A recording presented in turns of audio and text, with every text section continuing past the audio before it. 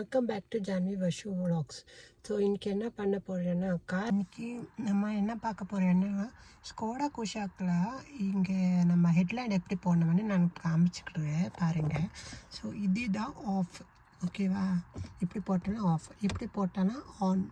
ஆட்டோவில் போடுவாங்க. ஆட்டோ சொல்லனா நீங்கள் நைட் போனால் ஆட்டோமேட்டிக் லைட் ஆன் ஆகும், ஹெட்லைட்ஸு. அப்புறம் நீங்கள் டார்க் அப்படி இருந்தால் அந்த ஸ்பேஸில் ஆட்டோமேட்டிக் லைட் ஆன் ஆகும். இப்படி போட்டோன்னா டிஆர்எல் மாத்திரம் ஆன் ஆகும். டிஆர்எல் மாத்திரம் ஆன் பண்ண மாட்டேன். பாருங்கள், இப்படி லைட் வந்துட்டுருக்கு. இப்படி போட்டு வச்சுக்கோங்க. நைட் டைமில் நீங்கள் ஹெட்லைட்டு அப்புறம் டிஆர்எல் ரெண்டும் ஆன் ஆச்சு, அந்த மாதிரி தான். ஸோ இது இப்படி புல் பண்ணிங்க வச்சுக்கோங்க.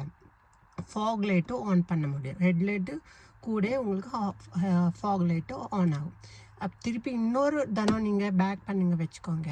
ஸோ பேக் சைடு இங்கே ஃபாக் லைட் இருக்குது. ஜெர்மன் காசில் பேக் சைடு உங்களுக்கு ஃபாக் லைட் இருக்கும். ஸோ அதையும் ஆன் ஆகும். ஸோ இப்படி போட்டானா உங்களுக்கு ஃப்ரண்ட்டு மாத்திரம் ஃபாக் லைட் ஆன் ஆகும். ஸோ இப்படி போட்டால் ஃபாக் லைட் எப்போ கண்டினியூஸில் ஆனில் இருக்கும். ஆனால் இதோட டிஸ்அட்வான்டேஜ் என்னன்னா உங்களுக்கு கார்னிங் ஃபீச்சர் ஒர்க் ஆகாது.